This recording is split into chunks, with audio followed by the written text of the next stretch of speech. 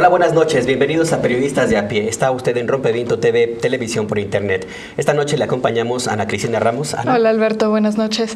Y también nos acompañan en el estudio Verónica Cruz, de Las Libres de Guanajuato, así como Lourdes Enríquez, que es académica de la UNAM, y ambas pertenecen a la campaña nacional por el derecho a decidir.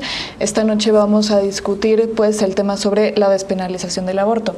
El miércoles de la semana pasada la Corte tomó aplazó una decisión referente al caso que ustedes tienen sobre una joven que se llama Margarita. ¿Nos podrían platicar cuál fue el litigio, cuál fue la decisión que se tomó en la Corte? Claro que sí.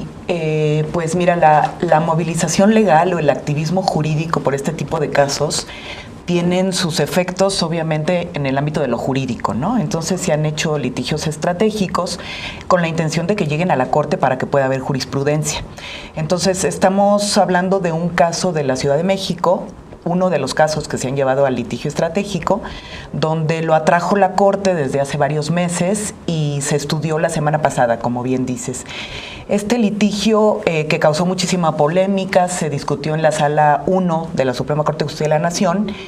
Y obviamente entrar a un tema tan polémico como es la despenalización del aborto y el derecho que tenía esta mujer, derechohabiente del ISSSTE, de que le hicieran una interrupción legal del embarazo en la Ciudad de México, en un hospital que está pues en la ciudad, donde hay avances en este aspecto, tanto en materia penal como en materia de salud, le negaron la interrupción, a pesar de que ella, por cuestiones de salud, tenía ya una prescripción médica de que le pudieran interrumpir el embarazo, y esta persona tuvo que juntar dinero para hacérselo en una clínica privada y decidió demandar a la institución que le negó el servicio, por una reparación del daño y porque cómo era posible que en nuestra ciudad está esos avances y no le dieron el servicio, ¿no? Entonces lo pasó muchos meses en que lo discutiera la Corte, y cuando se discutió se desecha el amparo porque ella, ya pasaron más de 1 año y medio en que interrumpieran su embarazo, y sobre todo porque el proyecto iba mucho más allá, no nada más por la causal salud, que fue por lo que a ella tenía prescripción médica para que interrumpir su embarazo, sino que el proyecto que hizo un ministro de los más progresistas de la Suprema Corte, el ministro Saldívar, es inconstitucional el delito de aborto, ¿no? Era para la parte medular del proyecto, y se necesitaban 3 votos, porque son 5 ministros en esa sala, se necesitaban 3 votos, uno de ellos no fue, el ministro Pardo, y a la hora de la votación fueron 3 votos en contra, y el ministro Saldívar fue el único que votó por su proyecto. Y bueno, en lo que está jurídicamente es que se va a hacer un nuevo proyecto, otro de los ministros con otros argumentos jurídicos, que yo no sé si va a ir más allá que el ministro Saldívar, que realmente su proyecto fue excepcional, porque él dice que ese delito es inconstitucional, y sobre todo cuando es en un primer trimestre del embarazo, ¿no? Esa es la importancia de esta discusión, es decir, si la Corte se pronuncia en ese sentido, es decir, que el aborto es algo inconstitucional porque violenta el derecho de la mujer a elegir sobre su cuerpo, tiene aplicación nacional, ¿es así? ¿O tendría aplicación nacional? Sí, yo creo que 3 cosas importantes de decir de este caso de Margarita, que tiene que ver con el ISSSTE, es estructural 3 cosas. 1, que los servicios, que aunque en la Ciudad de México el aborto está permitido hasta las 12 semanas, las instituciones federales como el ISSSTE, el IMSS, no han querido aplicar esta ley, ¿no? Es decir, ellos piensan que como están en el ámbito de lo federal, es un asunto de la Ciudad de México y no les aplica, aunque estén físicamente incluso en la Ciudad de México. Ese es un primer tema en discusión. La segunda es la causal salud, es decir, esta mujer estaba en riesgo su salud, tenían que haberle practicado el aborto porque su salud estaba en riesgo y fue negado. Y la tercera situación por la que llega a la Suprema Corte de Justicia, con el acompañamiento jurídico de GIRE, del Grupo de Información en Reproducción Elegida, que deciden ir a un amparo a la Corte, es para hacer esta pregunta: ¿cómo es posible que ella tenía derecho a un aborto legal y se le es negado? Desde el juez de amparo hasta la Corte, que eso es una de las razones por las que no le entran al fondo la semana pasada en la Corte, es que dicen, pero ella interrumpió, finalmente lo resolvió ella, ¿no? Fue a una clínica privada, entonces, ¿qué vienen aquí a alegar si ya ella interrumpió por su cuenta. Eso, que no tendría que pasar así, no tendría que ser las mujeres concretas con sus recursos, en este caso incluso con un endeudamiento para poder salvar su salud, porque se supone que para eso están las instituciones de salud, para proteger la vida de las mujeres, más allá de las creencias personales que los prestadores de servicios tengan respecto al tema. Y ese es el tema en discusión. Entonces, lo que entendemos hasta ahora es que no está desechado ese recurso en la Suprema Corte de Justicia de la Nación.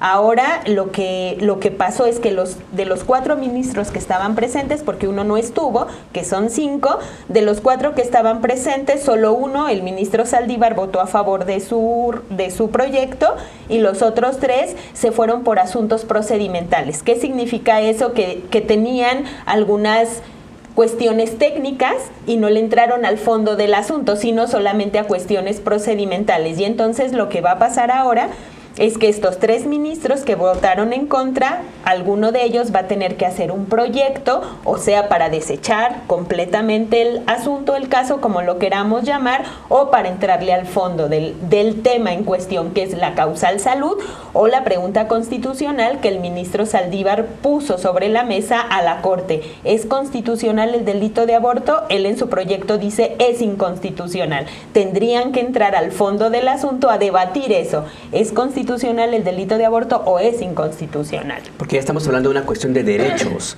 no es ya una cuestión que tenga que ver con leyes de que si los estados regularon o la concepción que tenga cada ministerio público, sino lo que dice el artículo 1 de la Constitución. Exactamente. Respetar, salvaguardar los derechos de las personas, ¿no? Y tampoco es un tema de salud que esta chava realmente necesitaba practicarse un aborto, o el hecho de que muchos médicos que sí apoyan el aborto, de que por eso se hace en el primer trimestre, es porque el bebé todavía no ha desarrollado un sistema nervioso, si estoy en lo correcto.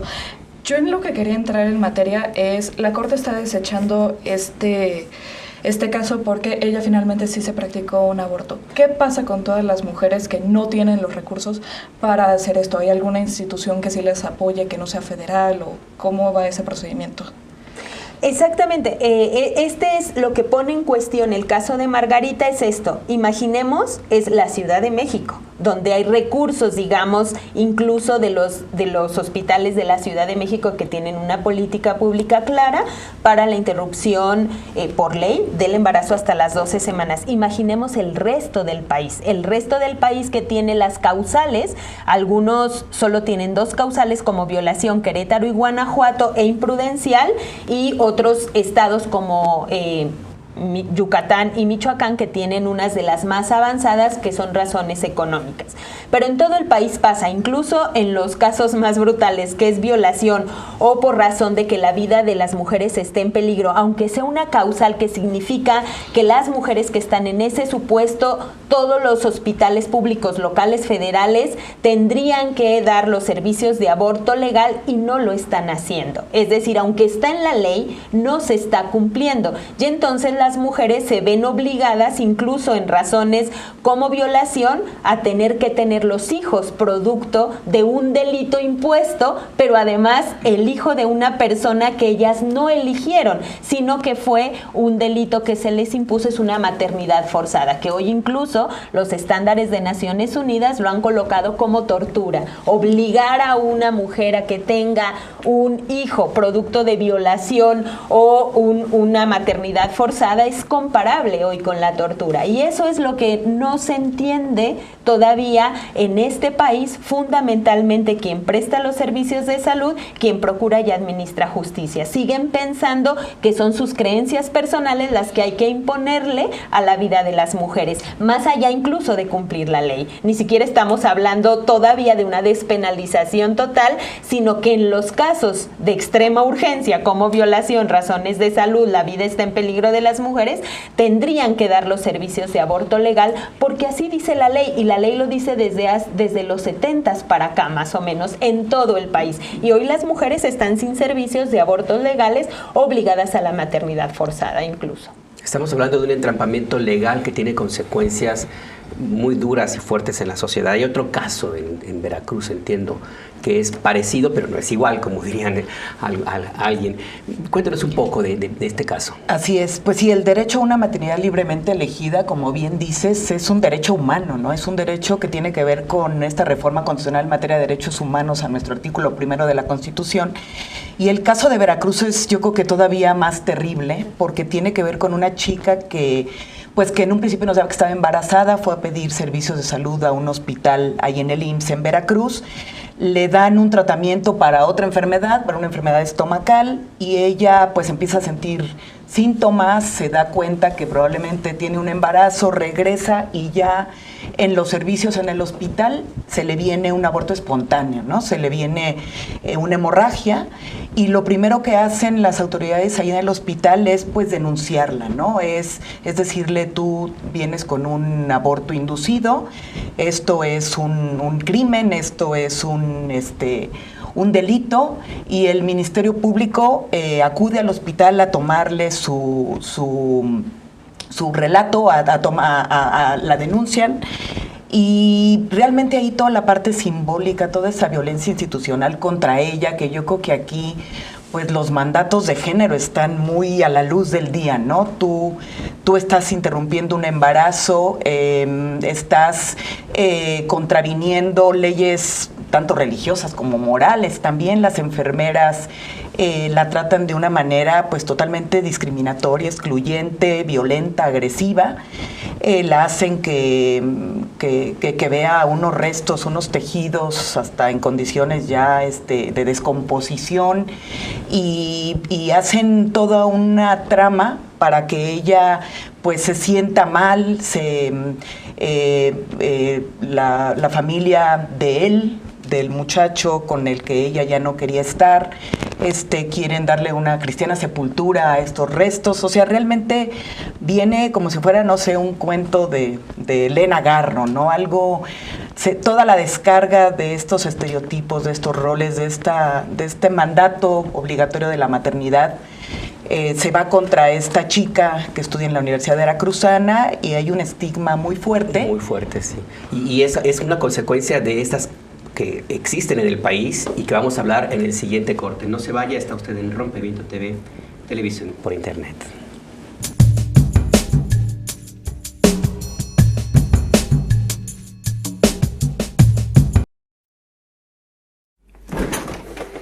Hoy día gastamos en alimentarnos, entre comer en casa y fuera, pago de basuras, gestión de residuos, gasto sanitario e impuestos, casi un 30% del salario medio bruto. Y sin embargo, más del 50% de los alimentos que producimos se tira. ¿Cómo hemos llegado hasta aquí?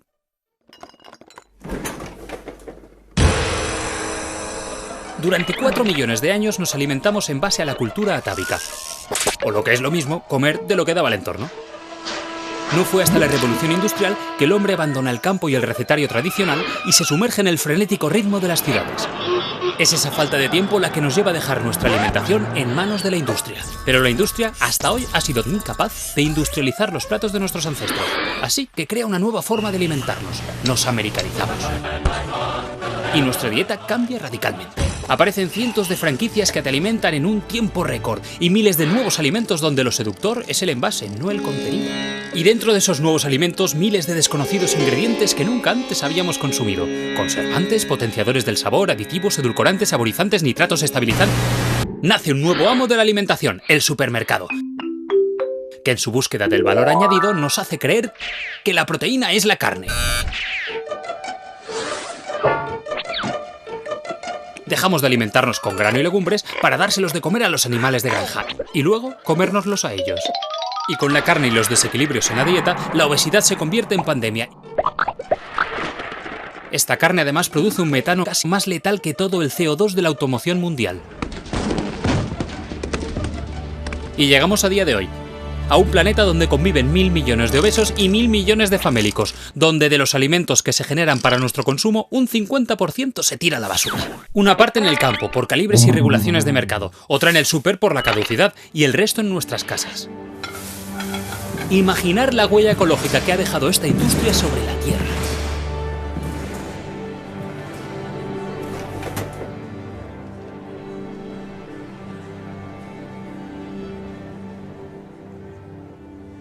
Seguramente ya conoces nuestra aplicación para dispositivos Apple. Ahora, puedes contarle a un amigo que ya tenemos la versión para Android. Coméntanos en Facebook. Síguenos en Twitter. Consulta nuestro canal de YouTube desde la aplicación. O contáctanos por correo electrónico. Descarga Rompeviento. Disponibles en App Store y Google Play Store.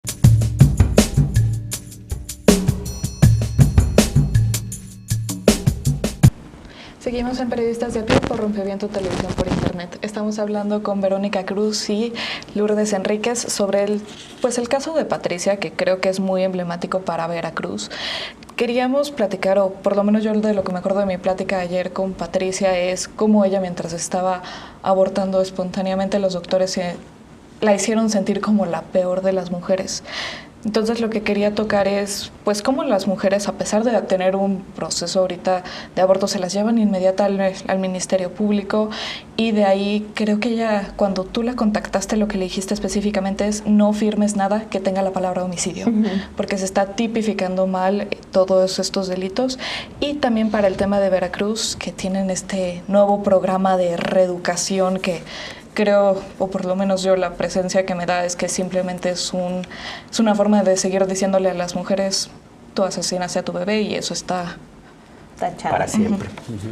Sí, el caso de Veracruz nos parece que es un ejemplo, es decir, Patricia, una mujer joven, estudiante universitaria, que opta por su proyecto de vida, y es la representación, nos parece, del conjunto de las mujeres del país. Es decir, las mujeres jóvenes en edad reproductiva están sujetas a una criminalización si deciden ejercer su sexualidad o su maternidad elegida. ¿Por qué decimos esto? Porque la criminalización de Patricia, que incluso ni siquiera decidió, que aunque hubiese decidido, veríamos también cómo apoyar que las mujeres no sean criminalizadas, pero este caso es todavía peor, ¿no? Porque no fue su decisión, pero no solo eso, fue un mal diagnóstico del propio hospital que la criminaliza. Es decir, ella va en diciembre del 2014 a la clínica del IMSS, a la que es derechohabiente por ser universitaria, y le dicen: tienes gastritis, colitis e inflamación de pecho, sin revisarla. Ese es el diagnóstico,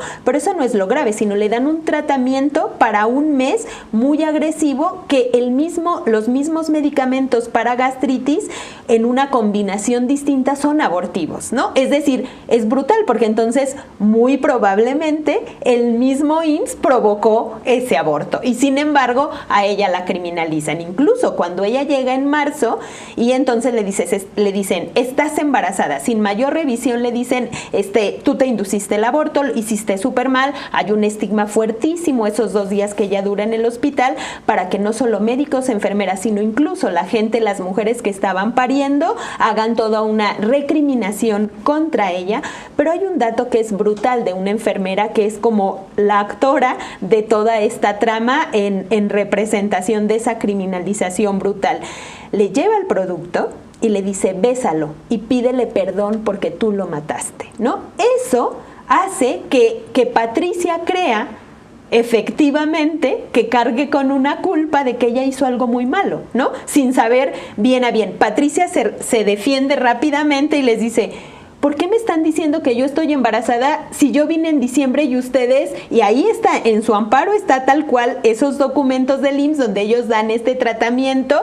Y entonces viene la directora del IMSS y le dice: de eso no hables, de eso no vamos a hablar, de que viniste en diciembre. No te preocupes, fue un aborto espontáneo, eres muy joven, eres un estudiante, no te va a pasar nada. Y se baja de hablar con ella y le habla al Ministerio Público, ¿no? Y no solo eso, le mienten al Ministerio Público y le dicen: encontramos muchas pastillas abortivas. O sea, entonces luego hay una enfermera que esta misma que le dijo que besara el producto, va al Ministerio Público a cerciorarse de que ella esté rindiendo la declaración, ¿no? Y de que no la dejen salir, porque lo que querían es que la encarcelaran. Solo que en el caso de Veracruz dice que es en delito de aborto es la reeducación. Y el caso de Patricia representa toda esta intencionalidad del legislador, porque va una amiga con Patricia que la acompaña a la clínica del IMSS porque se siente mal y llegan a urgencias, y rápidamente las trabajadoras sociales, las enfermeras y el médico se van contra la amiga y le dicen: tú la obligaste a abortar, ¿qué le diste? Dinos qué hiciste. Porque en el Código Penal de Veracruz, la exposición de motivos dice que las mujeres en Veracruz nunca toman decisiones, no son capaces. Este tipo de decisiones siempre las toman obligadas, siempre alguien las induce, ellas no son capaces de tomar estas decisiones. Y tan no son capaces de tomar estas decisiones que las van a criminalizar y las van a reeducar, porque el destino final de las mujeres es, por la razón que sea, ser madres, no importa si ellas quieren o no quieren. Por eso el Estado, cuando las mujeres aborten, las va a reeducar para que quieran y rectifiquen el camino. Eso dice la exposición de motivos, por eso es una brutalidad, porque entonces es la criminalización, el no creer capaces a las mujeres ni seres pensantes y sensatos, pero además el Estado, que no proveyó los servicios, las va a reeducar. Quien no garantiza. ¿Qué es reeducar? ¿Cómo entendemos eso? Ellos lo único que entienden es que en lo que dice su ley o lo que está escrito, reeducar significa esto: como no quisieron ser madres, por eso abortan de manera obligada, entonces el Estado las tiene que reeducar a que quieran ser madres, ¿no? Ese es el tema de reeducar. Pero hoy no hemos encontrado, las Libres y la Clínica de Interés Público del CIDE llevamos 3 casos de criminalización acompañados en Veracruz, y ninguno ha llegado. Ellos, o sea, es decir, sí sabemos que si llega a sede judicial, es decir, que un juez ya por fin dicta la sentencia y dice esta mujer es culpable, que la reeduquen porque eso dice su Código Penal, no sabe qué hacer el Estado, no saben quién las va a reeducar, no saben qué es la reeducación, quién lo va a hacer concretamente. Es decir, son este tipo de leyes que se ponen en los papeles que ni siquiera ellos saben cómo se va a aplicar. Por eso el caso de Patricia está en la Suprema Corte de Justicia de la Nación, y eso es lo que le estamos pidiendo. Esa es la pregunta constitucional para la Corte. No es, desde nuestra perspectiva, y esa es la pregunta que se le está haciendo a la Corte, el delito de aborto no es constitucional por todas estas cargas sociales estigmatizantes, pero sobre todo por las cargas económicas y sociales que trae contra ciertas mujeres. Patricia, a propósito de toda esta criminalización y la violencia generalizada que se vive en Veracruz y que ella estaba viviendo en carne propia, tuvimos que sacarla de Veracruz para que pudiera volver a empezar su carrera y su vida en otro estado. Y ese es, digamos, un caso que se conoce y que dentro de todo lo que la brutalidad que esto significa, pues salió más o menos bien librada. Hay otros temas peores, ¿no, Lourdes? Tenemos un problema gravísimo de mujeres que están encarceladas por situaciones parecidas a la de Patricia. Cuéntanos un poco. Así es. Sí, pues lo que dice ahorita Verónica realmente es una visión de Estado familista, biologicista, esencialista, que quieren que las mujeres sean, pues con su cuerpo y su función reproductiva, la base de la familia, el bienestar de la sociedad y del Estado, ¿no? Desde ahí es de donde quieren reeducar. Y con esta misma filosofía, con este mismo espíritu de la ley, la reacción a los avances legislativos en la Ciudad de México han sido virulentos. Hay 17 estados que tienen reforma constitucional que protege de la vida desde la concepción hasta la muerte natural, y lo que lleva a esto es a dar al óvulo fecundado el carácter de persona. Entonces, si las mujeres interrumpen ese embarazo, están cometiendo un homicidio, pero un homicidio agravado en razón de parentesco, y lo absurdo es que le están poniendo homicidio agravado en razón de parentesco en prejuicio, en agravio de un producto en gestación, lo cual es una aberración jurídica, ¿no? Y está llevando a muchísimas mujeres jóvenes, como bien decía Verónica, a que las acusen no de aborto, sino de homicidio. Y hemos tratado pues de buscar cifras, ¿no? Porque sabemos que el número de mujeres que había hace 8 años acusadas por este delito en todo el país era 80, no más de 100, y ahorita, después de 8 años de los avances legislativos en la Ciudad de México, son alrededor de 700 mujeres en todo el país, y sobre todo mujeres, algunas pues marginadas, vulnerables, mujeres indígenas, mujeres del medio rural, que no tienen una defensa, que ni siquiera los mismos sistemas penitenciarios están dando las cifras, porque si se pregunta a mujeres presas por homicidio, hay que hacer buscar a través de los medios oficiales que nos da el gobierno, qué mujeres están acusadas, pero en agravio de un producto en gestación, ¿no? Estamos hablando de que hay una diferencia enorme entre el tener un aborto, que tiene en algunos estados una penalidad de, no sé, 5 o 8 años, a la acusación que enfrentan de homicidio agravado en caso de parentesco, como se llame, que son que 50, 70 entre 40 y 60 años, sí, no, es terrible, es inhumano. Lo más grave que platicábamos antes del programa es quién finca esta acusación, cómo se finca, porque no estamos hablando de, son los propios médicos, pues. Cuéntanos un poquito en un minutito, así que nos queda poco tiempo. Sí, ¿Cómo pues es son proceso? los servicios de salud principalmente. Al tener esa reforma constitucional en sus estados, muchos secretarios de Estado, desde sus estereotipos, desde sus normas morales y religiosas, pues tienen esta concepción de que un aborto, entonces, al tener esta reforma constitucional, las mujeres deben ser acusadas por homicidio. Entonces, realmente lo que está sucediendo es algo muy grave que se ha querido llevar a los exámenes periódicos que le hacen a nuestro país en Naciones Unidas, en todas las convenciones que tutelan los derechos de las mujeres, pues para poder visibilizar y hacer público esto a niveles internacionales, porque aquí localmente está información muy invisibilizada, muy escondida, porque realmente es muy grave lo que está sucediendo. En términos internacionales, muy rápidamente, la ONU decían que este año viene con un informe. ¿Cuáles serían las recomendaciones o qué es lo que les han mencionado hasta ahora de lo que han visto en México? Son 3 exigencias que el gobierno mexicano, en su conjunto el Estado, tendría que cumplir. Alcanzar los más altos estándares en este tema, es decir, todo el país debería tener por lo menos hasta las 12 semanas legalizado el aborto, como está en Ciudad de México. No podemos haber ciudadanas de primera y de segunda. La segunda es esta pregunta constitucional a la Corte. Creo que hay un consenso social generalizado de que nadie quiere a las mujeres presas por aborto, entonces resolvamos el problema, pues no puede seguir el criterio de los médicos imperando el criterio de los jueces, sino la aplicación de la ley. Es decir, entonces la Corte tiene que poner orden en términos constitucionales y jurídicos en este país. Y el cuarto son los servicios de salud en las causales legales que ya tenemos. Es decir, nadie puede interponer sus creencias personales, sino aplicar la normatividad en materia de salud, que significa que en todo el país las causales deberían ser accesibles para todas las mujeres. No tendríamos que estar detrás de cada caso si en este país mínimamente se cumpliera la ley y mínimamente se garantizaran los servicios de salud de calidad. Pues es un tema muy fuerte que yo creo que no ganamos nada haciéndolo a un lado. Muchas gracias, Verónica, Lourdes, por acompañarnos. Gracias a ustedes. Y en este minutito que nos queda queremos nuestra parte de anuncios. En pie de página tenemos un reportaje que se refiere a las fosas de Tetelcingo. ¿Así es, Ana? Sí, pues son básicamente todas las fallas del procedimiento que tuvo tanto la Fiscalía como los peritos, y lo que se está intentando demostrar es cómo puede que haya un solo cuerpo que sea clandestino, pero la Fiscalía intentó ocultar estos cuerpos. Y les anunciamos rápidamente también estos segundos. Hay talleres de periodismo, de investigación y datos con Daniela Izárraga y Lilia Saúl. ¿Están las inscripciones abiertas? Sí, en periodistasdeapie.com, por favor, inscríbanse. .mx. A usted muchas gracias, a Cristina muchas gracias. Muchas gracias, Beto. A ustedes muchas gracias de nuevo. Gracias a ustedes. Nos esperamos pronto.